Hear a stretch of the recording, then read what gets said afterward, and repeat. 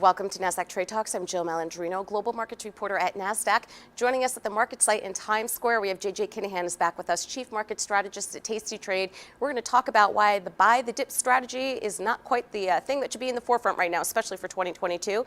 JJ, it is great to see you. Great to be here. Since February 2020, I have not seen you in person. It's great to have you back at market site. And certainly a lot has changed besides being back in studio.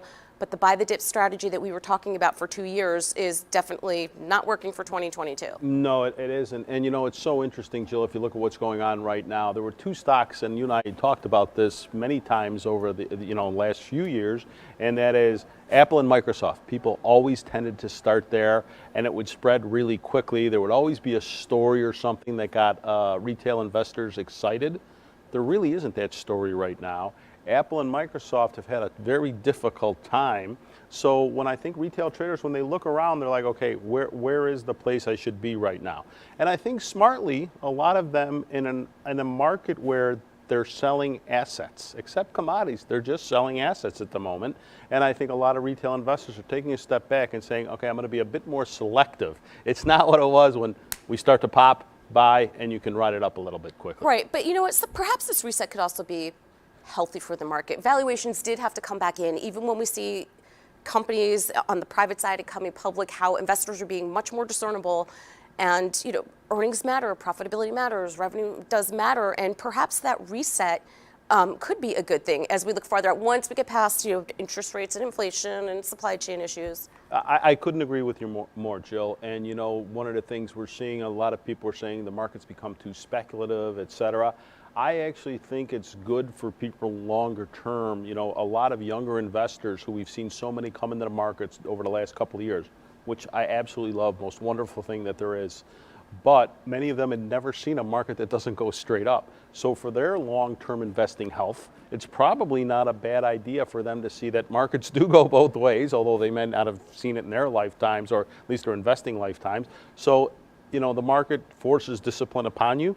And having discipline when you invest is a really, really important aspect of being successful. Right, and that is a great point that you made. At Tastytrade, you run the gamut of traders there, experienced traders, newer traders that really, we saw this influx over the past couple of years.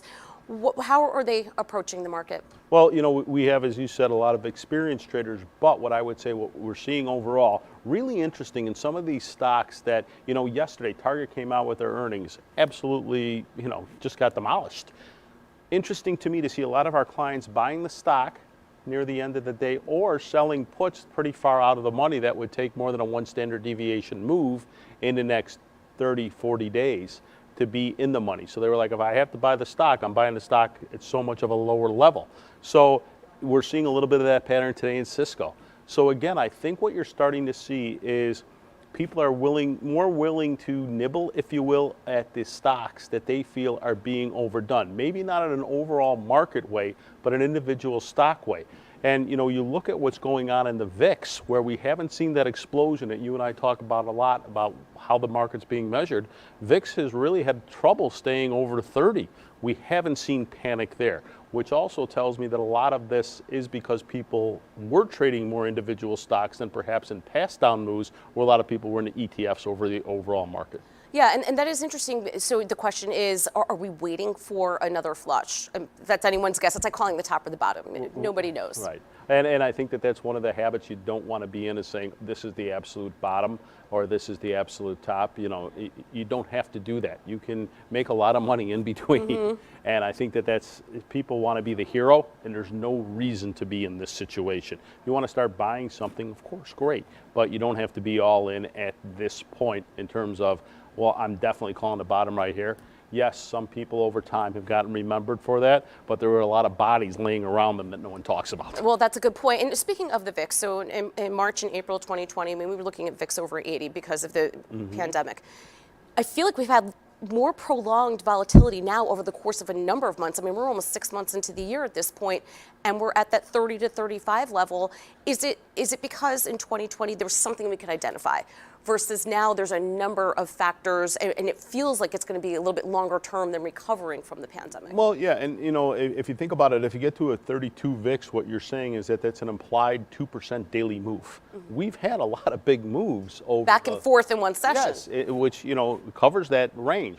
So the VIX tends to set based on what's going on in the markets, the movement that is happening overall. And in theory, when you go down, more people should be coming to buy protection, forcing the price of puts higher, et cetera. What's been very odd to me is we have not seen a panic, which also tells me it's a tough time to call a bottom, because to your point, we could stay in this prolonged session where it's back and forth without a real direction until we get some more clarity, maybe geopolitically. Right. It may take till next earnings season until you get a little bit of a sense there.